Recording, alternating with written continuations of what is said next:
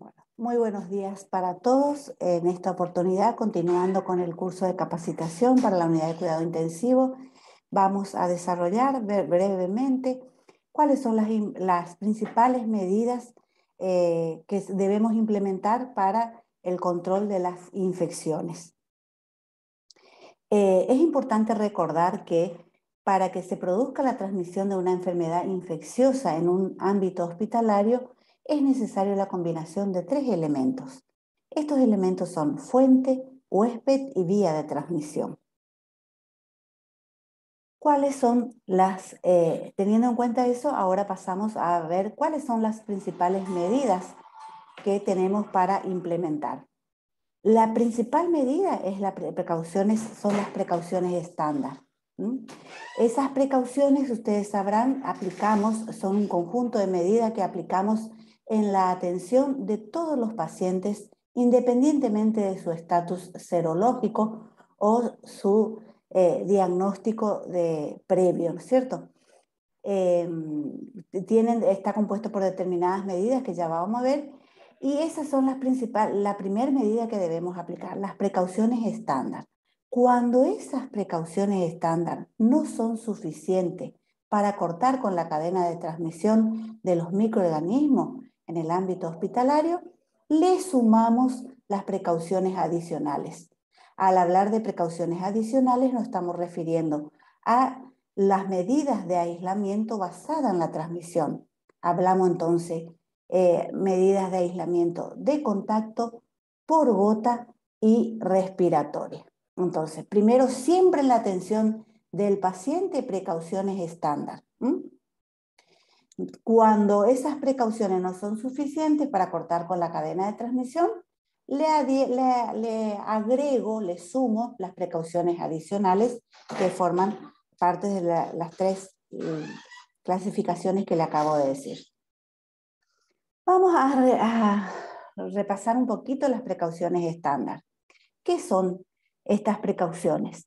Son un conjunto de medidas que fueron diseñadas para reducir el riesgo de transmisión de patógenos presentes en la sangre y fluidos corporales. Estas medidas se rigen por el principio de universalidad, o sea, hace referencia a que debo implementar estas precauciones en la atención de todos los pacientes, y el otro principio que rige estas precauciones es la protección bidireccional. ¿A qué me refiero cuando digo protección bidireccional? Que las medidas que yo implemente, que forman parte de las precauciones, me protege al personal de salud y al paciente. O sea, eso tenemos que tener muy presente en el momento de implementar las precauciones estándar. ¿Qué medidas forman parte de estas precauciones? La higiene de manos. La higiene de manos, como ustedes sabrán, lo podemos hacer con agua y jabón o con una solución a base alcohólica, y con la salvedad de que podemos impactar en disminuir las infecciones, la transmisión de las infecciones en el ámbito hospitalario, si esa higiene de manos yo lo realizo en el punto de atención. También forma parte de estas medidas el equipo de protección personal, que ya vamos a desarrollar más adelante, la limpieza de las superficies, el manejo adecuado y seguro de los elementos cortopunzantes y las recomendaciones para la contención de secreciones respiratorias. Estas medidas forman parte de las precauciones estándar. Acá en este gráfico podemos ver higiene de manos, uso de guante y camisolín, que forma parte del EPP, del equipo de protección personal. También el EPP respiratorio, que es uso de antiparra, barbijo quirúrgico o máscara facial. Vemos la intervención que está prohibido, doblar o reencapuchar las agujas, que es el manejo adecuado de estos tipos de elementos. Manejo adecuado de residuos, la desinfección y esterilización de instrumental, y limpieza y manejo de las ropas, vajillas y superficies del entorno del paciente. En cuanto a la higiene de manos, tenemos que recordar que, como les dije, es efectiva cuando lo realizo en el punto de atención, y puedo utilizar para ello una solución a base alcohólica, que es la que viene a suplir la necesidad de piletas y de los otros elementos necesarios para la higiene de manos. Entonces, vamos a definir qué es el lavado o la higiene de manos. Es la fricción vigorosa de toda la superficie de las manos con el objetivo de reducir la suciedad y o carga microbiana. Podemos usar agua y jabón si las manos están visiblemente sucias, usar alcohol en gel si las manos están visiblemente limpias. O sea, ese es el requisito para que yo pueda higienizarme las manos con una solución a base alcohólica, que mis manos estén visiblemente limpias. Ahí ustedes pueden observar los 5 momentos para la higiene de manos: antes de tocar al paciente, antes de realizar una tarea aséptica, después del riesgo de exposición a líquidos corporales o fluidos corporales, después del contacto con el entorno del paciente. Los dos primeros, el momento 1 y 2, que es la indicación, vamos a decir, en el momento en que debemos realizarnos esa higiene, protege al paciente.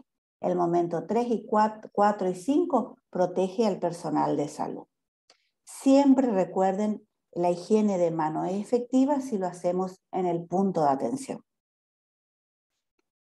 Vamos a recordar brevemente los tipos, aparte de esto que estuve nombrando, hay otros tipos de higiene de manos, de lavados de manos.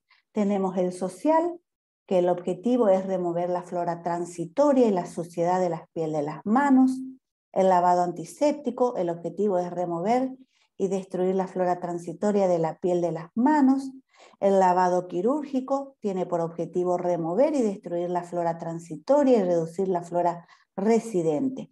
Y el lavado seco de las manos con soluciones de base alcohólica, el objetivo es remover y destruir la flora transitoria de la piel de las manos. Entonces, 4 tipos de higiene de manos tenemos, según bibliografía, que podemos aplicar. En cuanto al equipo de protección personal, ¿qué elementos que forman parte del equipo de protección personal? Los elementos son el camisolín, que puede ser hidrorrepelente o puede ser camisolín de contacto, el barbijo quirúrgico triple capa, o puede ser, en casos especiales hoy en relación al COVID, el barbijo N95, pero como precauciones estándares hablamos del barbijo quirúrgico triple capa.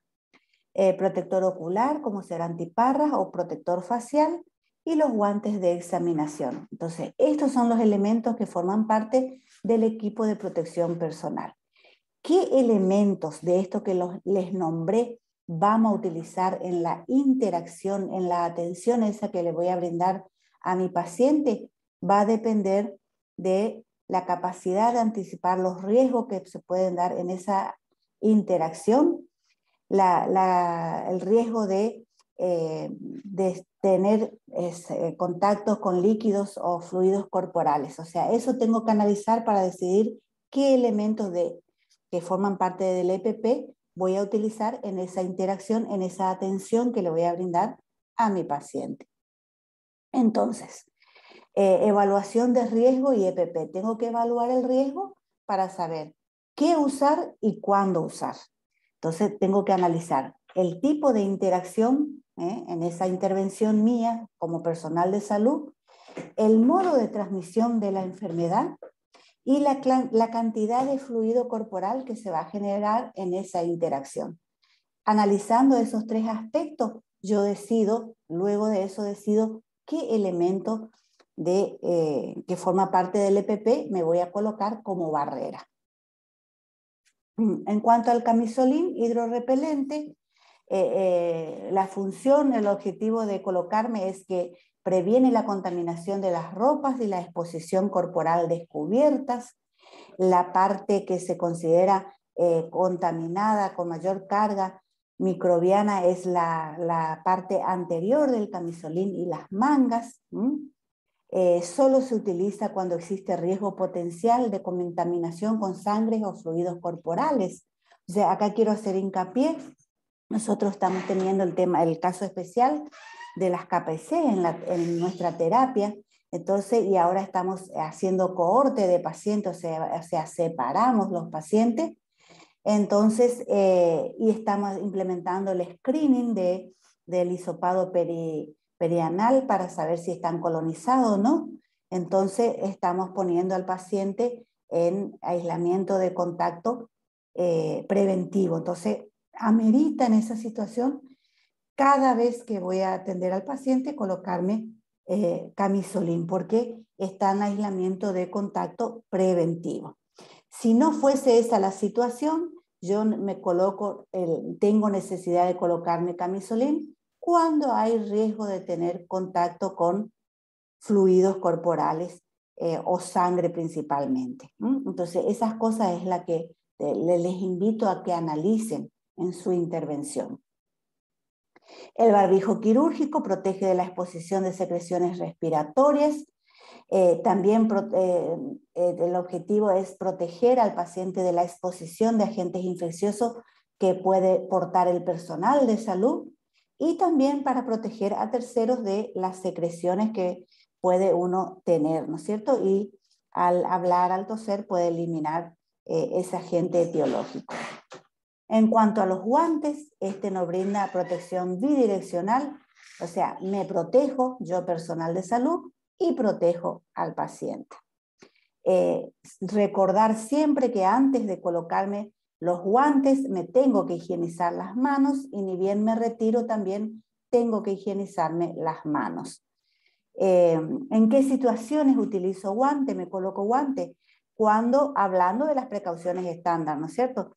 Cuando en esa interacción con mi paciente voy a tener contacto con sangre o otros fluidos corporales o membranas mucosas y piel no intacta y otros materiales potencialmente infecciosos. Cuando voy a tener contacto directo con pacientes colonizados o infectados, y cuando voy a manipular equipos o superficie del medio ambiente contaminado. Esas son las indicaciones específicas donde amerita utilizar guantes como protección de barrera, guantes de examinación. En cuanto al protector ocular, antiparras o protector facial, ¿en qué momento se utiliza? En procedimientos que generen aerosoles o salpicaduras de sangre, fluidos corporales, secreciones o excreciones. Cuando vamos a intubar a un paciente, cuando vamos a hacer un acceso venoso central, un catéter venoso central, amerita protegerme, utilizar antiparra o máscara facial. Y ahí tenemos otro ejemplo, aspiración endotraqueal, broncoscopía, procedimientos vasculares invasivos, como lo acabo de decir, y hisopado nasofaringeo. Es importante respetar sí o sí, porque si no, no se logra el objetivo por el cual me coloco los elementos de protección personal, y es la secuencia de colocación y la secuencia de retiro. Porque a veces el riesgo aumentado de contaminarme con un patógeno es de tener contacto con esa carga microbiana, es al retirar ese elemento que me coloqué como protección. Entonces, las dos instancias son muy importantes, la secuencia de colocación y de retiro. Entonces, antes que nada, la higiene de manos, me pongo el camisolín o la bata, después me pongo el barbijo quirúrgico o el N95, luego las antiparras o el anteojo de protección ocular, que es la antiparra o máscara facial, y por último los guantes. Los guantes tienen que cubrir, quedar por sobre el puño del camisolín. Eso es muy importante. Esas son especificaciones con respecto a la bata. Y otro aspecto muy importante que le hago hincapié es que para colocarse estos elementos utilizamos el enfoque de espejo, o sea, tengo que solicitar ayuda para un compañero para que me ayude a colocarme la bata como corresponde, porque si no me pongo como corresponde, estoy gastando insumos y no estoy logrando el objetivo. Entonces, solicitarle a mi compañero, al profesional que está ahí en el sector, que me ayude a colocarme como corresponde la bata. Esta bata debe cubrir completamente el torso, desde el cuello hasta las rodillas, los brazos hasta el final de la muñeca, ser por lo general modelo envolvente. sujetarse en la parte posterior del cuello y la cintura. La máscara o respirador, asegurar que los lazos o banda elástica en la mitad de la cabeza y el cuello. Nunca debemos cruzar la cinta con que se ajusta el barbijo. Tiene que el tableado quedar para abajo siempre, al lado afuera y hacia abajo, y ajustar bien. Y viene con un elemento especial para ajustar a nivel de la nariz. O sea, tengo que colocar bien correctamente para que cumpla también con su función. En cuanto a los lentes y protección facial, los mismos. La parte segura es la parte de las cintas. Debemos ajustar bien. Los guantes, como les dije, es el último EPP que me coloco y debe quedar por sobre el puño de la bata. Esos son aspectos, como les dije, muy importantes que tenemos que tener en cuenta. En cuanto a la secuencia de retiro,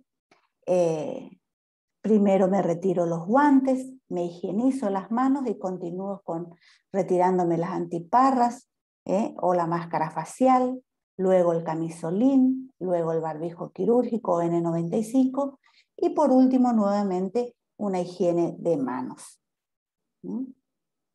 Esto es para especificar cómo, o sea, nos demuestra la técnica de cómo retirarse los guantes, cómo retirarse la máscara facial. Y siempre, por último, lavarse las manos con agua y jabón en el office de enfermería. Otro aspecto muy importante es la limpieza de la superficie del entorno del paciente. Toda esa superficie que tiene, no crítica, que tiene contacto con el paciente, forma parte de la limpieza exhaustiva de las mismas, forman parte de las precauciones. Deben limpiarse, desinfectarse, se conocen hoy como superficies altamente tocadas, que entra dentro de esta clasificación. La superficie cercana al paciente, como su cama, incluyendo la cabecera, la mesa de luz, mesas adicionales, picaportes, superficies de equipos y aparatos ubicados cerca del paciente o conectados a él. La frecuencia o intensidad de esta tarea puede variar según el nivel de higiene del paciente, grado de contaminación ambiental y la presencia de ciertos agentes infecciosos cuyo reservorio es el tracto gastrointestinal. La tarea de limpieza y desinfección de las superficies altamente tocadas deben ser supervisadas y el personal que las realiza debe contar con un entrenamiento específico. Se recomienda el uso de productos con capacidad para limpiar y desinfectar en forma simultánea. Nosotros estamos utilizando en la terapia el Biodex, que es el monopersulfato de potasio. La ventaja de este desinfectante es que no necesitamos limpiar ni los elementos ni la superficie previamente, o sea, en un solo paso. En un paso logra los dos objetivos de limpiar y desinfectar. Y el otro que suelen utilizar es el amonio cuaternario. La desventaja del amonio cuaternario es que a los 7 días de implementarse uno tiene que implementar una limpieza de esas superficies, de esos materiales con la técnica de 2 pasos, o sea, con detergente, enjuagar y luego pasar esa superficie con hipoclorito de sodio diluido, porque el amonio cuaternario produce cierta capa fina sobre esa superficie y después disminuye la acción de ese desinfectante. Entonces nosotros tenemos la suerte de contar hoy para la limpieza y desinfección de nuestra terapia del monopersulfato de potasio, por la situación especial que estamos atravesando de contar con la KPC. Esta es una imagen para ver la unidad del paciente, es la unidad de cuidado intensivo neonatal. Lamento no tener una foto de nuestra UTI, pero para la próxima vamos a tener. Y la otra medida, manejo adecuado y seguro de elementos cortopunzantes. ¿Qué medida está recomendada en este aspecto? No reencapuchar las agujas, no doblarlas, no romperlas, no manipular la aguja para separar de la jeringa, de ser posible usar pinzas para manipular estos elementos cortopunzantes, utilizar bandejas intermediarias de acero inoxidable en la entrega de instrumental quirúrgico para evitar accidentes, para evitar la entrega de mano a mano, y los recipientes de descartadores deben estar lo más próximo posible al área de trabajo. En realidad dice la distancia del brazo, o sea, si yo voy a hacer un procedimiento, lo ideal es llevar mi descartador en el punto de atención. Tendríamos que tener en el punto de atención de cada paciente un descartador. Las especificaciones, el descartador es de color rojo, por lo general viene con el símbolo del material infectante, la característica, las especificaciones: paredes rígidas, cierre hermético a rosca o a presión. El recaudo que debemos tener es no llenar más de las 3/4 partes y descartar en bolsa roja. ¿Cuál es nuestra realidad? Que nosotros no tenemos esto en nuestra UTI y estamos utilizando frascos de botellas, ya sea bidones, pero tenemos que tener las precauciones de no llenar más de las 3/4 partes, porque las paredes, el contenedor ese no cumple con las especificaciones. Y después de nosotros en este proceso, nosotros descartamos ahí, si llenamos mucho el recipiente, el otro que sigue en la cadena de nuestro proceso puede, al agarrar ese recipiente, accidentarse. Entonces, por favor, le recalco esto: no llenar al tope esas botellas que tienen para descartar sus agujas. 3/4 parte nada más y descartar. Cerrar y descartar. Se descarta en bolsas rojas. En cuanto a las recomendaciones para la contención de secreciones respiratorias, estas recomendaciones deben ser aplicadas por los pacientes. El rol nuestro como personal de salud es su educación, es fundamental.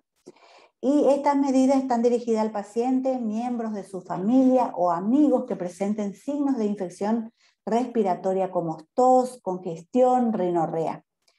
Todo esto es para disminuir el riesgo de transmisión de agentes transportados por gotitas como Bordetella pertussis, virus de la influenza, adenovirus, Mycoplasma pneumoniae e inclusive el COVID. ¿Cuáles son los elementos? ¿Qué herramientas tengo para aplicar estas precauciones? Educación al personal, paciente y familiares o amigos. Les explicamos los riesgos que corren, la importancia de higienizarse las manos, la importancia de cubrirse para toser. Y si tenemos una zona donde esperan para atención, tener el recaudo de educarles y despedirles que guarden una distancia mínima de 90 centímetros entre cada persona que están esperando. Hasta aquí el tema de las principales medidas que debemos implementar para prevenir la transmisión de patógenos en el ambiente hospitalario. Muchas gracias por su atención.